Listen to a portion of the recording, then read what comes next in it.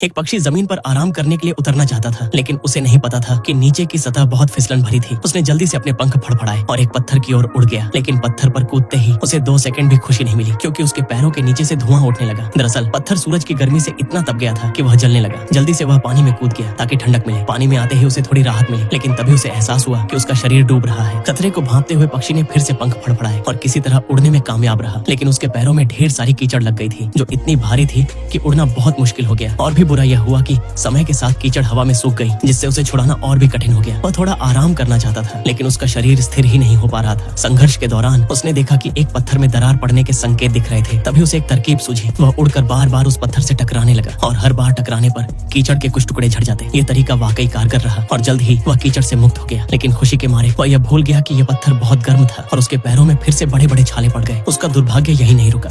वह एक पेड़ की डाल पर आराम करने के लिए उतरा, लेकिन डाल इतनी कमजोर थी कि वह झुक गई और उसे उछालकर दूर फेंक दिया। बड़ी मुश्किल से उसने अपनी उड़ान संतुलित की और सोचा कि अब शायद आराम मिलेगा, लेकिन तभी उसके पैरों में तेज दर्द हुआ। वह एक कैक्टस पर जा बैठा था। कई मुसीबतों से गुजर चुका ये पक्षी अब समझदार हो गया था। उसने एक समतल घास के मैदान को चुना और वहां उतरने की कोशिश की, लेकिन अभी वह रुका भी नहीं था कि अचानक तेज हवा का झोंका आया, जिसने उसे इधर उधर हिलाना शुरू कर दिया। वह किसी तरह उतर ही नहीं पा रहा था। अपनी पूरी इच्छा शक्ति के साथ उसने जमीन को पकड़ लिया, लेकिन अगले ही पल एक उड़ती हुई टहनी ने उसे फिर से उड़ा दिया। कई कठिनाइयों के बाद आखिरकार हवा शांत हुई। अब वह पूरी तरह थक चुका था, लेकिन उसका दुर्भाग्य अभी खत्म नहीं हुआ था। उसने एक सूखी टहनी को अपने ठिकाने के लिए चुना, लेकिन वह टहनी अचानक टूट गई और पक्षी को अनचाहे में स्प्लिट करना पड़ा। टूटकर उछला। ये पक्षी अब और थकान सहन नहीं कर पा रहा था। वह आसमान से सीधा नीचे गिर पड़ा, लेकिन इस बार उसकी किस्मत ने साथ दिया। उसके नीचे एक पत्थर था जो आराम करने के लिए एकदम सही लग रहा था। वह खुशी से उछल पड़ा, लेकिन अगले ही पल वह पत्थर टूटने लगा। शायद पानी में ज्यादा समय रहने की वजह से वह कमजोर हो गया था। पक्षी के हल्के से कदम रखते ही पत्थर टुकड़े टुकड़े हो गया। आखिर में उस बड़े पत्थर का सिर्फ एक छोटा सा उभार बचा, जो पक्षी के लिए काफी था। आधा दिन थकने के बाद पक्षी ने अपने पंख समेटे और आखिरकार नींद की आगोश में चला गया। अभी अभी बना रोल्स रॉयस का लोगो है। वह ध्यान से निरीक्षण करता है और यह सुनिश्चित करने के बाद कि फ्लाइंग लेडी में कोई दोष नहीं है, वह इसे ठंडे पानी में डाल देता है ताकि मोम और सख्त हो जाए। इसके बाद वह सांचे के निचले हिस्से पर पिघला हुआ गर्म मोम लगाता है और एक मोम से बने स्टैंड को पिघलाकर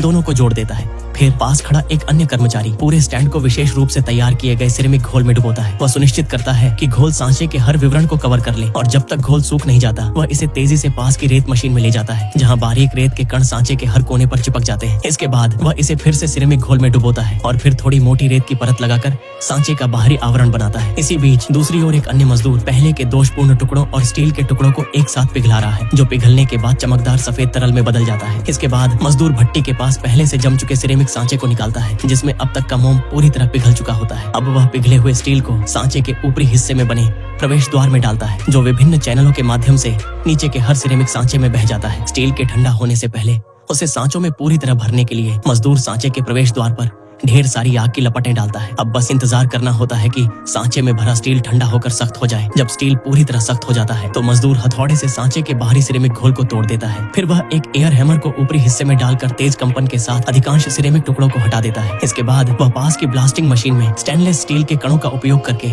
बचे हुए हिस्सों को साफ करता है। अगले चरण में मजदूर फ्लाइंग लेडी को स्टैंड से काटकर अलग करता है, तभी अशुद्धियों को हटा देता है। इसके बाद वह अधिक नरम पॉलिशिंग व्हील का उपयोग करके प्रत्येक मूर्ति की सतह को आवश्यक चमक तक पॉलिश करता है। अंत में एक आवर्धक लेंस के तहत यह सुनिश्चित करने के बाद कि हर विवरण में कोई खामी नहीं है, यह इंजन कवर पर सजाने वाली कलाकृति कारखाने से बाहर भेजने के लिए तैयार हो जाती है।